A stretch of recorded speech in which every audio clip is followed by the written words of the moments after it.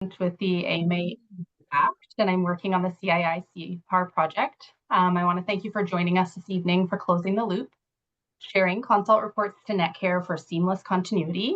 This is a PIP support session for practice-driven quality improvement or standards of practice activity.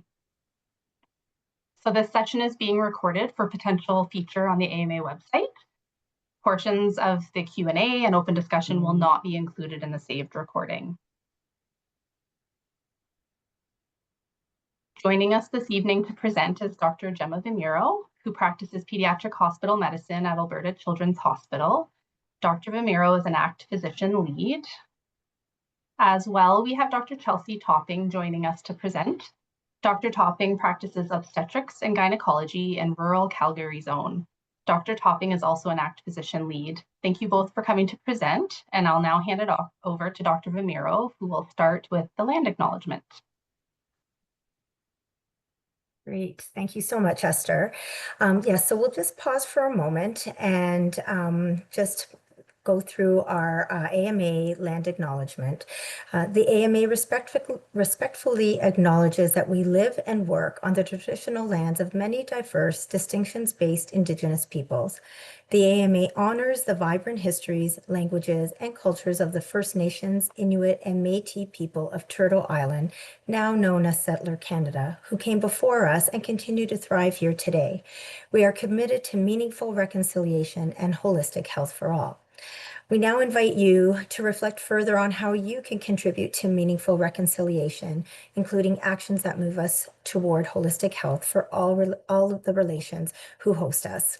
So if you can take a moment in between slides or as we switch over just for that acknowledgement, that would be wonderful. Thank you. Okay.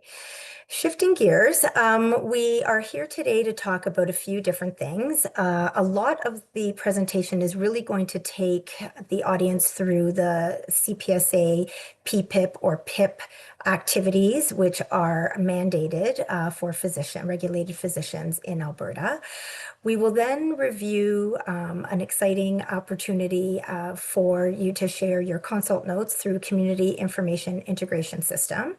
And then using the CII system, we will create a PPIP action plan together that you can have for use to fulfill one of your requirements.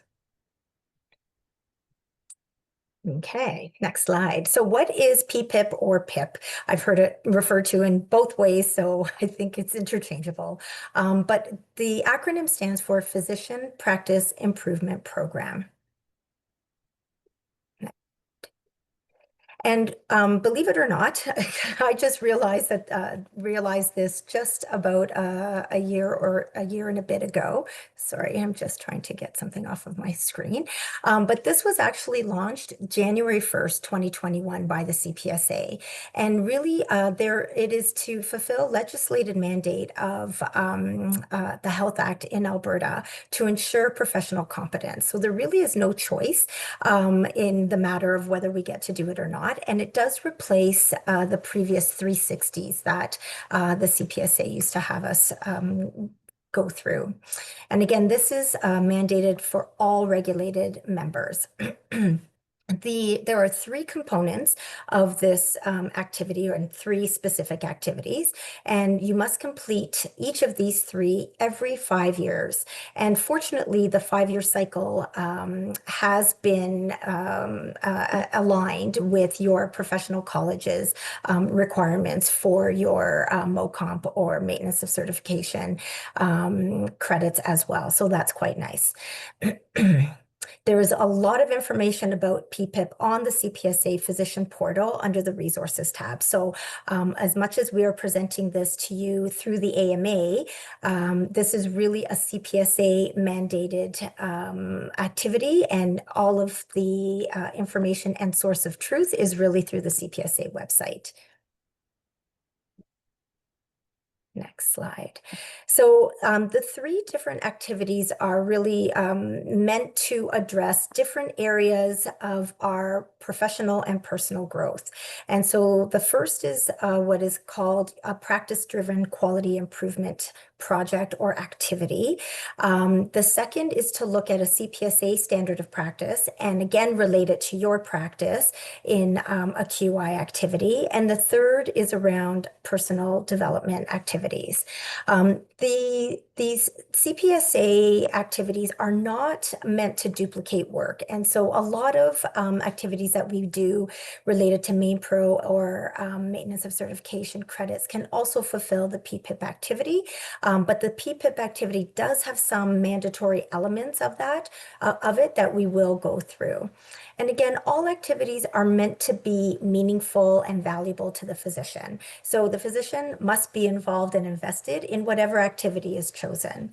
We'll go through a few examples within each of these categories so that you may get a better idea of things that you may want to look into for your PPIP activity. Next slide, please. And with all of the activities, there's a particular process similar to other quality improvement activities where you go through a PDSA type of cycle. The CPSA has suggested this process when you're going through each of those three activities. So first, you're going to understand your practice. You're going to assess your practice and figure out what is a gap, what is something that I can improve upon. And then you're going to create an action plan or a learning plan. Step 4 is you're going to implement your learning plan. And then step 5, you're going to evaluate the outcome of the plan that you've implemented. And although this sounds very complicated and maybe detailed and in depth, you'll see through today's webinar that the expectations that are required in each of these steps is not significant or definite or like hugely labor intensive, but that there are some things that you do need to do. And we are here through the AMA to really help all physicians in the province get this CPSA activities completed so that we are all compliant. Next slide, please. So for each of the three activities, the two mandatory pieces are that each of the activities, you have to provide some objective data. And each of the three activities, you need to demonstrate an action plan. There is a third component and requirement for your PPIP activity to be considered complete, and that is facilitation. And facilitation is mandatory for the personal development activity and is recommended for the other two. The facilitation can be really talking to a colleague, a direct supervisor, a formal facilitator, or a trained executive coach. And CPSA defines facilitation as having a conversation with someone who's competent to help interpret your data, reflect on opportunities, and assist with developing your action plan. So this webinar does count as being facilitated because we are coming up with an action plan somewhat together, or we're providing you with a template that you can modify on your own, and we will have opportunity to talk about things as well.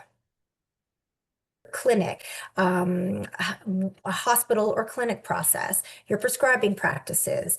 Maybe there's something that you want to do more of or less of in your prescribing. Screening, procedures, really anything that relates to the way you practice medicine and interact with patients is fair game for completing this activity. Some examples of things that I've done in our hospital are looking at wait times for patients who are presenting to the emergency department with asthma, for example, and are needing to definitely stay in hospital and trying to figure out how long they should wait in the emergency department to determine, do they go to ICU, do they go to inpatient units, what's their disposition plan. So that was quite variable all over the map. And we determined what a goal for that would be and measured how well we were doing in achieving that goal. It's just one small example, but I'm sure in your practices you will come up with many other examples. Next slide. Okay, so standards of practice is another activity that's required. And there are 40 plus standards of practice that you can find through the CPSA website. And some of these relate to the topics listed, continuing competence, patient record content, continuity of care, etc. Others are related to disclosure of harm, code of ethics, virtual care. So there's a lot of standards of to look at. And again, I don't know all of those standards, but the whole point of this activity is for us to start learning about the standards of practice and then reflecting and applying them to our own practice. And then the last area again is personal development. And there's many areas that you can look at for your own personal development and growth. There are some topics that the AMA Act has developed and can fulfill the PPIP requirement. So please feel free to go through the albertadoctors.org website to look at some of these PPIP activities. And again, some are related to growing a healthy team culture, working through conflict, and facing the drain of medical practice. So again, the AMA is here to try to facilitate all physicians in the province being able to complete all three CPSA activities. You're not forced to do these ones. You can do them on your own as well, but the ones through the AMA just really help tick the box in a very efficient manner, as well as providing very great content that's been very helpful. Next slide, please. So moving to the community information integration, going live with this program can be used as either a practice-driven QI activity or a standards of practice QI activity. The CII allows you the option to send your consult reports to Netcare. And next slide, please. And again, just as we described, there's really no difference in what is required of you, regardless of whether you plan to use this as a practice-driven QI or a standards of practice QI. Neither really require facilitation, although you're going to get some of that tonight as well, but the process and documentation is the same. And again, the approach to these activities is reviewing data about your practice, identifying opportunities and a gap, and developing and implementing your action plan, and then remeasuring and reassessing where you're at. So if you plan to use the CII as a standard of practice QI project to complete your CPSA activity, it will meet the CPSA standard of practice of continuity of care. And so we're just going to go through the highlights of this standard of practice so that you can know what it is that you're reviewing and implementing when you go to report your activities. Okay, so this is the full standard of practice for continuity of care, and you could use the QR code here. That'll take you directly to the CPSA website, or just search on the CPSA website directly. And so this was initially developed in 2015 and then was reissued by the council in 2022. And so the highlights of this really state that patients who receive greater continuity of care have better health outcomes, higher satisfaction rates, and care is more cost effective.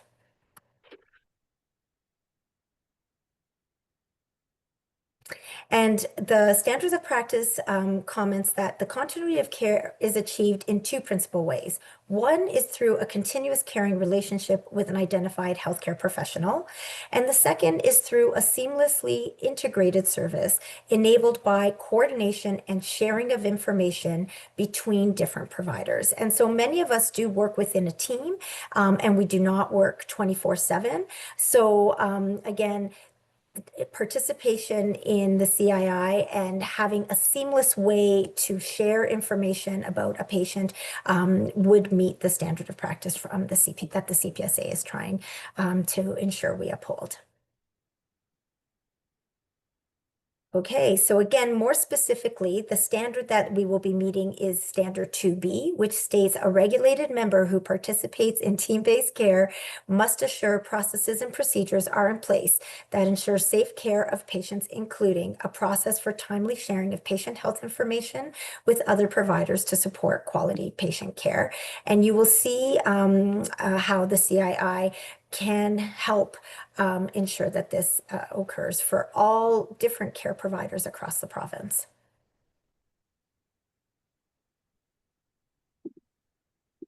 Okay, and CII/CPAR stands for Community Information Integration and Central Patient Attachment Registry. So this is CPAR is a related technology that is primarily used by primary care providers to help manage their panel of patients. And so we'll move into the next part of this webinar that will go through more details on these two components. Thanks, Gemma. So I'm going to talk a little bit more about how what is CII and how does it work.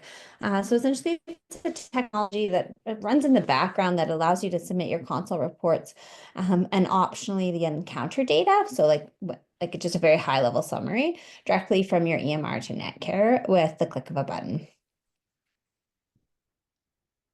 So we're just going to kind of explain how all of our healthcare systems work in the background. So CII CPAR was created at the request of Alberta physicians. So this isn't an Alberta Health and Wellness or Alberta Health Services Initiative. This is Alberta Physician Initiative. The Alberta Netcare is a database which stores patient health information. And a lot of questions we get is how does Netcare integrate with this? But so Netcare feeds information into Netcare and not the opposite way around. So we have these community-based EMRs, but there's no way for them to share their information from the EMR to Netcare, and that's where CII comes in. So the community information integration is a technology that is created to allow a two-way flow of information between the EMR and Netcare. So we have an example of all these different EMRs there that are conformed for this, and they can send the consult reports and encounters up to Alberta Netcare.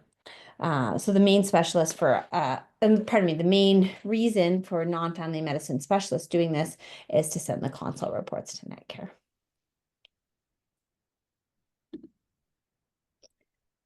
So it connects your EMR with the rest of the healthcare system. And what we already hit on is the fact that this is a specialist physician-driven request because it improves continuity of care by making patient information readily available. It also reduces duplicate referrals, which is wonderful. It's very not fun when the patient shows up and they've just seen someone else and they don't realize why they're in your office and they take up a patient's spot. And it allows others to see the quality of work you've done with patients and follow the recommended plan of care. And it's free. There's no cost to participate. And I can also speak to how easy it is as well. And then even better, not just it's free. Right now, Alberta physicians are getting paid to do this. So there's an acceleration grant where each physician will automatically receive $2,000 of funds as soon as you go live. So essentially you get, I think, $1,000 once you start uploading to your consults, and then $1,000 again, I think 3 months later. And Esther's shaking her head, nodding her head, so that's correct. Okay, so an example, like the EMR I work with is called a Curo. So patients must have an appointment in a Curo. You create a consult report as normal, including attachments as appropriate. And then you ensure the consult report is selected as the type from the drop-down menu. If you don't want to send it as a consult report to Netcare, then you just change the report type and it won't upload. So it's really easy. There's no change in your typical workflow. The specialist has the ability to choose which reports are uploaded and which are not, and it looks like a PDF of your document. I'll take the next slide. Thanks. So this just shows you sort of an example, again, of clicking send letter or print, and then at the end of the day, that copies goes to Netcare, and you'll see it there the next day. It actually says that the EMR times can vary during the day, but what I found with Accuro is always in the evening. So another example would be MedAccess is pretty common. And so MedAccess just has a checkbox that will select to send the consult report to Netcare. Once the visit is signed off, this EMR consult uploads in the evening, similar to Accuro. And we have resources on the AMA website that go through each EMR if you're curious about how it's going to look on your end. And so essentially the final result is that you go on to Netcare and you can see your result, your consult note there, or your colleagues can. Which has been really helpful when the patient shows up to emerge or to another visit, things like that. So in terms of our data adoption, which is the next slide, this is our data from, I believe, January 2025, and we have a 30% adoption rate among specialists. An impressive 1.8 million consults have been sent to date, and that's just from community-based EMRs. That doesn't include consults done in Netcare. So the optional part is sending encounter data to Alberta Netcare, and I'll just explain a little bit about what encounter data it was because I found that quite confusing as a specialist, having never heard of it before, really. So encounters are high-level summaries of recent visits to community-based healthcare providers. They are automatically generated when you record a visit in your EMR and display it in the Community Encounter Digest in Netcare. So it's found in the community reports folder, and it's a very high-level overview of the patient's recent interactions with the healthcare system. So your actual chart notes are not sent, and the encounters fall off after 12 months. It's important to note that referral information remains on their community encounters for 3 years. And so who might want to sign up for encounters? Often practices who have frequent follow-ups. You don't set a consult report for each visit, but you want a record of the visits that you've had with the patient on Netcare so people can see that the patient's seeing you. So the examples would be like obstetrics with the prenatal visits, pediatrics, sports medicine, mental health and addiction. Most family medicine specialists sign up for consults only, but we do have some who sign up for encounters in the above categories. So some answers to commonly asked questions are that you can offboard at any time. No past consult uploads are uploaded, so just current ones. You control which ones go to Netcare once you're live. Netcare does not replace the need for CII, and you do not have to have a direct conversation with your patients about participating. As well as not all providers in your clinics have to participate on CII. So we'll just talk a little bit about getting started on CII. So to get started, the prerequisites are that you need a conformed EMR, such as Accuro, Ava, CHR, HealthQuest, MedAccess, or PS Suite, and that the clinic needs to be live on Alberta Netcare. Does anyone have any questions about CII? Specifically, I can speak from firsthand experience about uploading my consult notes to Netcare and onboarding our clinic.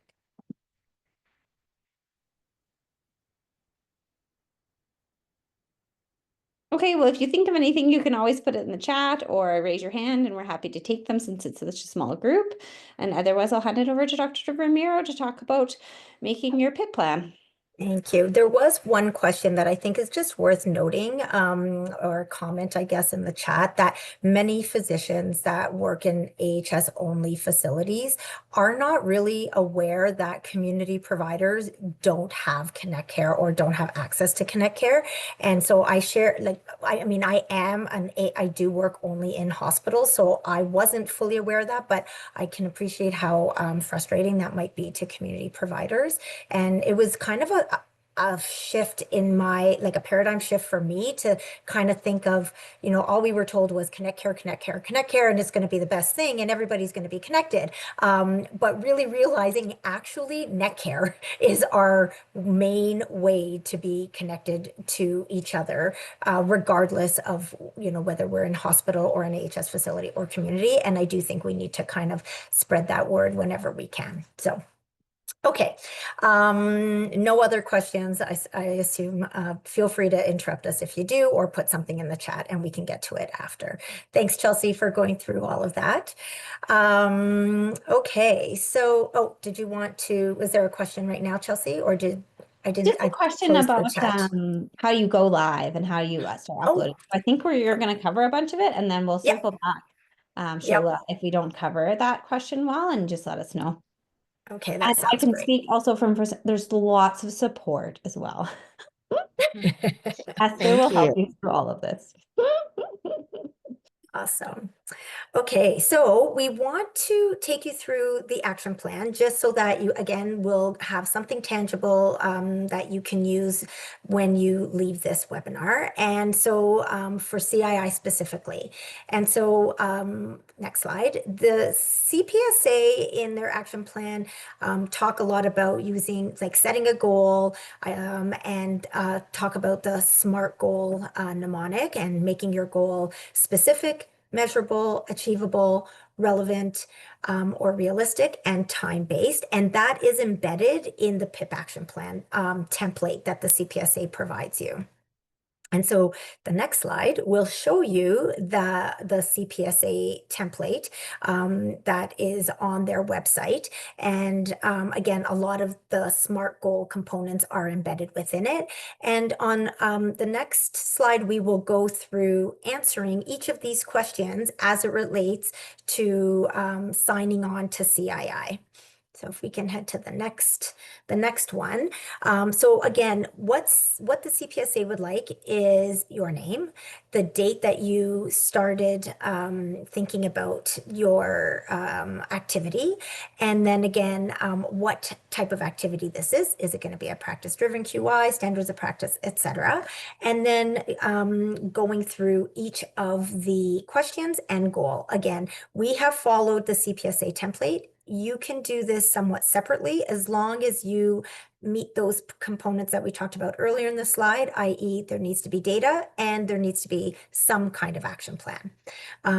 So for today, we will say, what is the opportunity or gap that we have identified in our practice? And we feel that there is an opportunity to improve continuity of care by uploading patient consultation reports into Netcare from our personal our EMR in our offices. And what is your SMART goal? To be live on CII and submit a minimum of 10 consult reports to Netcare by pick a date, whatever date you want. No one's going to say, oh, it has to be within a month or 3 months or six months, but pick something that you think is feasible for you, but also meaningful to the goal that you're trying to achieve. And who will lead this change? So in this scenario, you may say yourself and your clinic manager are going to be the ones that are going to help implement or learn about the change and then implement the change in your practice. And I kind of went to number 4. Who will implement the change and how will they practice? The clinic manager and myself, with the assistance, though, of AMA Act CII CPAR team as needed. And as Chelsea alluded to, and we will reiterate, there is lots of help, and we will show you the contact information for that as well. And sample answer for what was identified as the root cause of the issue could be that my EMR does not currently have the ability to send a copy of my consult reports to Netcare, and reports are sent only by fax to the referring provider.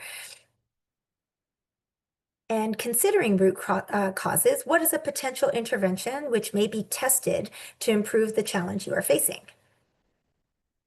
to integrate CII to my EMR and workflow to allow me to upload consultation reports to Netcare from the EMR. So you can see like there's a repetition. This doesn't have to be like really detailed research project kind of activity.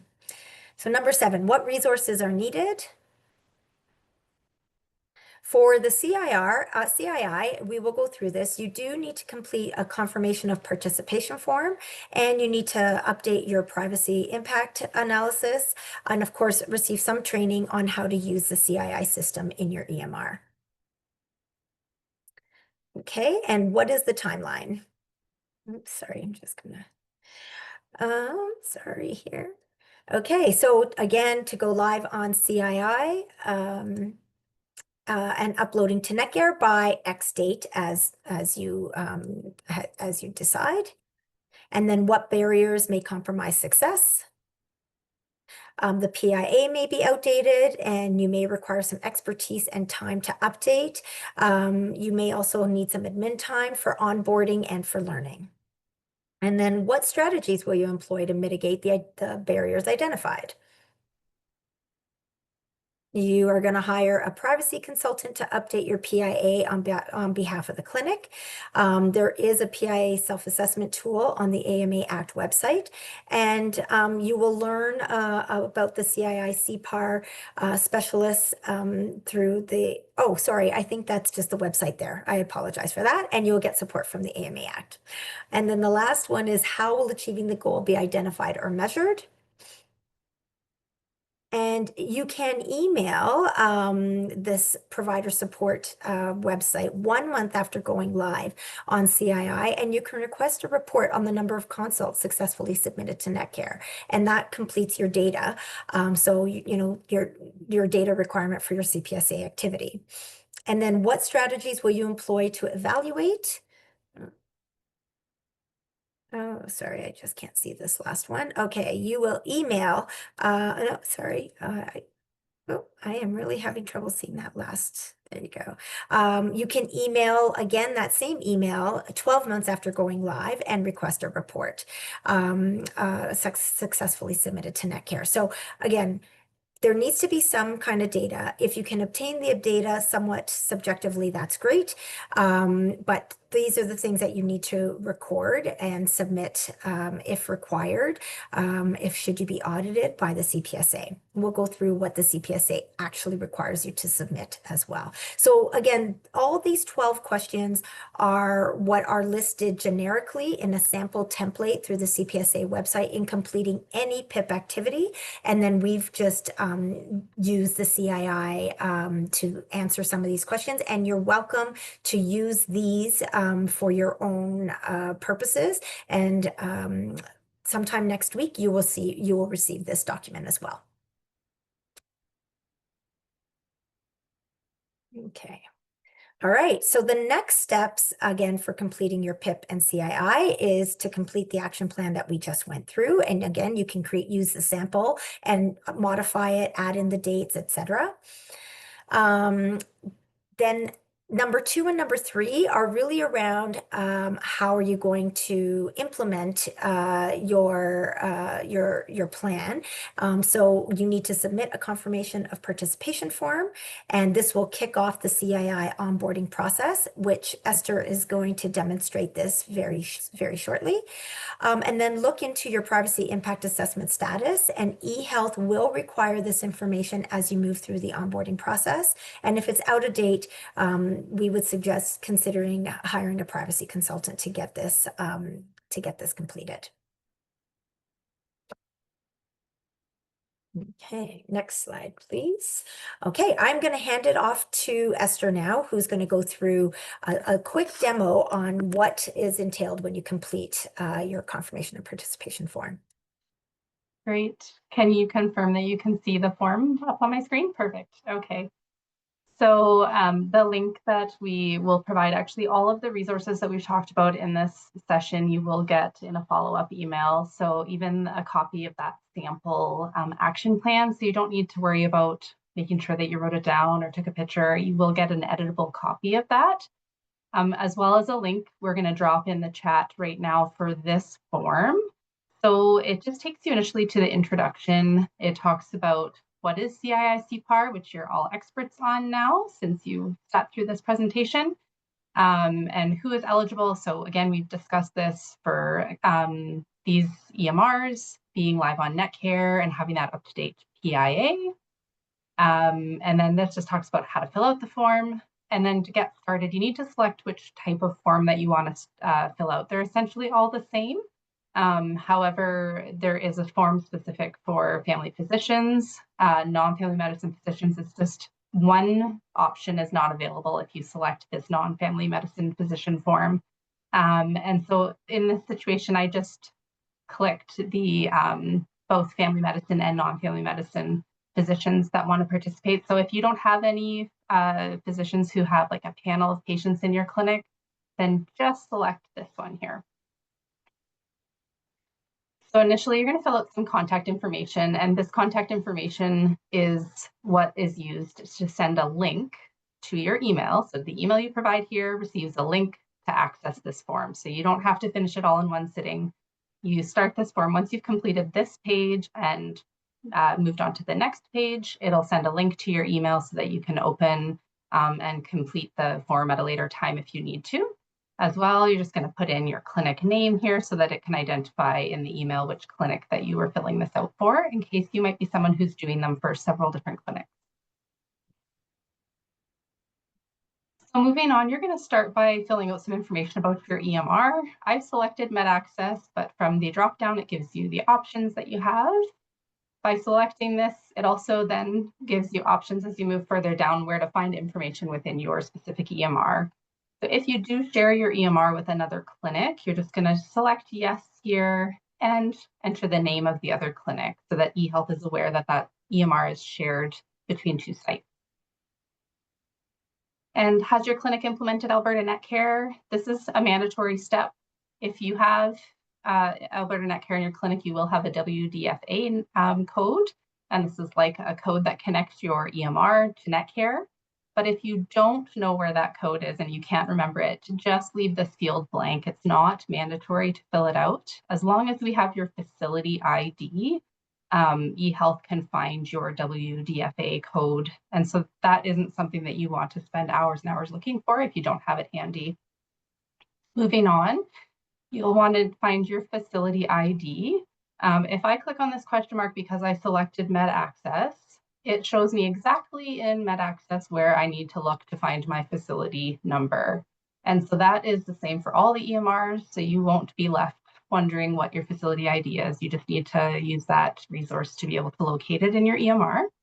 You're going to continue on to fill out your clinic information, and then yes or no, whether or not your clinic participates in a clinical alternative relationship plan. So a variety of ARPs.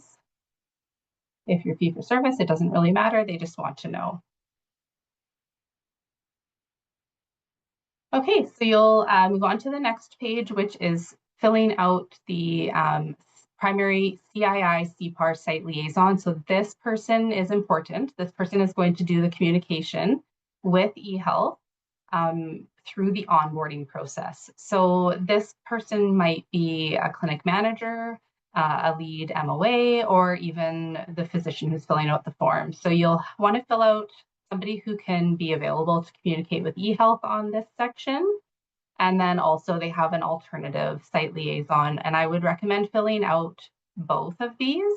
And if you're a physician who's doing this process, you might want to put yourself on here as one of the contacts, just so that you're in the loop as to where things are at with your onboarding. And there is some steps along the way that you'll likely need to have a little bit of input in. So it's just good to be in the loop on that. And if you, this is, again, I think only comes up for the family practice form. So because I selected that combo family practice, non-family medicine specialist, it gives us the option for a practice facilitator or PCN contact name. So if your clinic does work with the PCN, they are able to support physicians with onboarding as well. So you can feel free to fill in the PCN contact name here. And then we go into filling in information on your providers. So you'll want to list the names of all the providers in your clinic who are participating on one form. I have pre-entered in here 3 different doctors. If I was to need to add one more, and I had filled out this form months ago, and I just went to the link in my email yesterday and opened it up again for this presentation, and I might want to add one more provider. So I'm just going to hit new, and I'm going to enter the provider's name in here. So we'll do Dr. Topping. She's going to sign up. She doesn't have a primary care network, and she does not have a panel of patients. And this is the part about family practice that that gets included on this form because we selected that. So Dr. Topping's email will go in there, and Dr. Topping would maybe like to send encounter data, that high-level summary. So she'll select yes, she wanted to opt in for encounter data, and consult report, yes. And so then we just need to select the specialty skill code, and I pressed and there it is, obstetrics and gynecology. So we're just going to add, we have to add an email. We'll put my email in there. Okay, so there we go. We've got Dr. Topping, and again, actually the physician email doesn't have to be in there for each physician. You can put in, say, one contact email for all the providers, and that could be your clinic manager. So again, that filled out this provider portion. Now, because of the encounters that we selected yes for, and apparently I selected yes for panels too. So actually, I can go back in and edit that, and I'll just show you how I do that. So I'm going to go back in here and say no to panels and edit that. So now it's no. And so it's saying that we are aware of the following resources and we'll review them. So the one resource for consults is what we showed you pictures of previously in the presentation, is just how it goes from Accuro and MedAccess, but we have a resource for all of the EMRs. And if you click on this, it'll take you to the appropriate one because we selected our EMR earlier on the form. And then as well, then it takes you for, this one will also take you to show you which EMR data flows into the encounter digest. So you could click on this, it'll open up where it shows in MedAccess which fields it's pulling that information from, and then navigating to the next page. Lastly, this is essentially the last step. You'll need to fill out the information about your clinic governance structure. So we've got either yes, you have a custodian representative, and if so, you'll need to fill in that individual's name here. And if there isn't one representative, just select no, and then that goes away. And then you'll need to here enter in information about your privacy impact assessment. So there's 2 pieces that they would like to know about with your privacy impact assessment. Have you got your PIA submitted? You don't necessarily have to have it accepted. You just need to have a submission date and a file number. If it's been accepted, then go ahead and fill this out. But if you've sent it in recently and you haven't had word back on an acceptance date, then just leave that blank. That's definitely not a barrier. You will be able to move forward with onboarding so long as you've submitted something and being given a file number. So specifically, one of them will be about your EMR PIA, and the other one will be a Netcare PIA. And those are 2 separate documents that you would have submitted to the OIPC. And so again, for the expedited Netcare PIA, you'll need a submission date at the very least, your file number, and if accepted, go ahead and fill out your acceptance date. So this EMR data awareness is just making sure that you're aware that any current and future providers in your clinic know that this information is being shared from your EMR to Netcare. And then understand and agree that your EMR vendor may access your EMR instance to configure your system. So that's like a one-time thing where the EMR vendor goes into the background and sets things up so that this CII and sending your consults to Netcare is all possible. And then there's a special step for TELUS users that you have to have this EMR mobile turned on. And that's, I think, the only EMR that requires that step, that you need to go in and turn that on into the background of your EMR. And then again, this is just a privacy awareness step, ensuring that you have a health collection notice available in your clinic. And that's really the only way that you need to make patients aware, is having this health collection notice poster in your clinic. that poster link, we have that on our website, will be available in those follow-up resources that will come to your email after the session within about a week. So once you've completed the form, you get to this final step. You've done everything that you need to do, and you'll just come here, hit submit, and off it goes to eHealth. Someone will be in contact with your clinic, with your site liaison within about 5 business days on average. So once you fill that out, it's quite quick moving forward to the next step with eHealth. Okay, so I think at this point, I just need to pass it off again to Dr. Vamiro, right? Yep. I answer just a question maybe too. For Corrine first, she had a really good question. She's a family medicine specialist, but she's already active. And please speak up if you'd like to on CIIC PAR, but never uploaded anything directly. She was wondering about completing this PIP, but also then thought the session would cover how to upload referral letters and consults. So on the encounters data, it actually does list the referrals and when the referral occurrence date happened and what service the referral goes to. Were you hoping for something more than that, or are you curious about just where they are? No, I was wondering like it would when I actually send the referral letter, Mm, that mhm. has quite a bit of information in it, then other providers could see when the patient was referred and why. Yeah, it doesn't, it's not set up for that yet, but it's a great point. Like there's a few things that, and potentially we could take this back, like of areas we would like to see this expand and improve, as well as like outpatient OR reports, colposcopy reports that are not done in the hospital. There's a whole bunch of areas that we're sort of working on. Even things Uh, like insertion of an IUD would be that a you could procedure note, right? Yeah, exactly. And procedure notes you can upload just as a consult note right now, and they'll come out under consults. They won't come under procedures, but it is something that is being worked on. Yeah. And more to Agreed. that is that there is some work being done to hopefully move forward with an electronic referral system.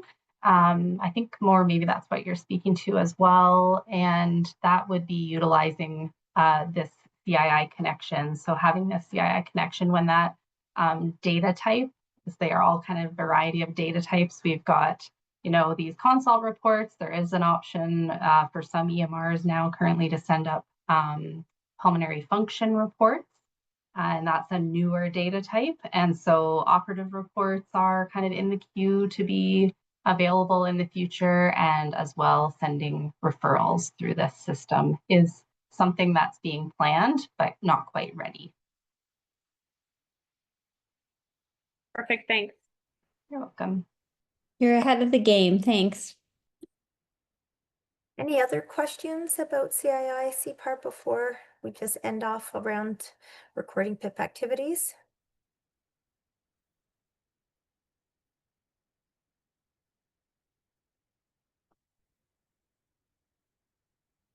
Okay.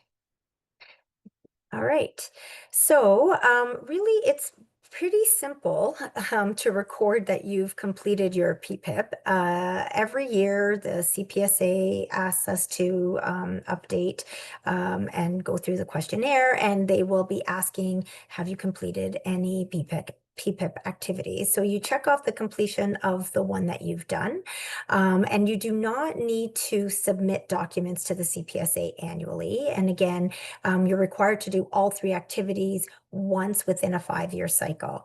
However, what they do want you to keep and what you need to produce is your action plan, the data, and any other documents that you may have created to complete your PIP activity.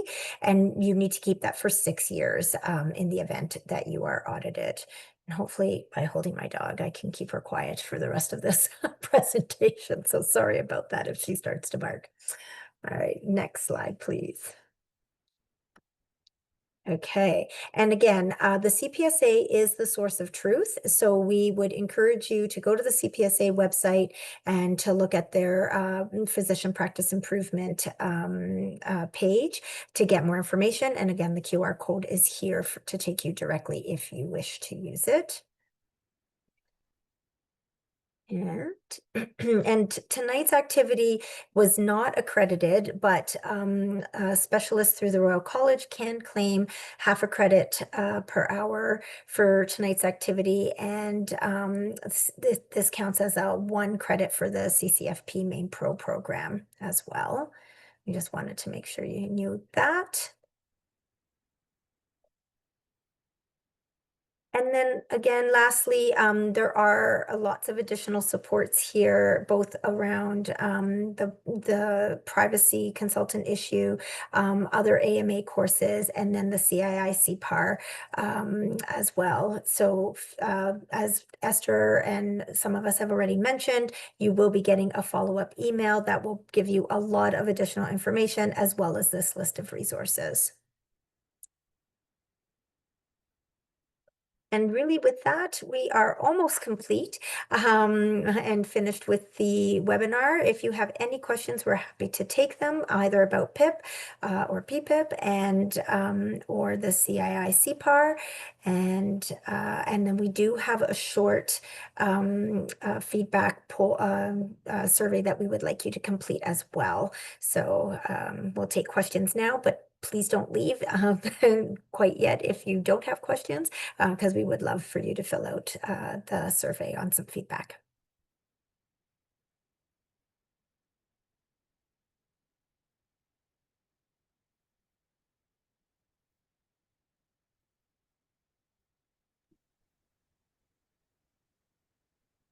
Okay, great.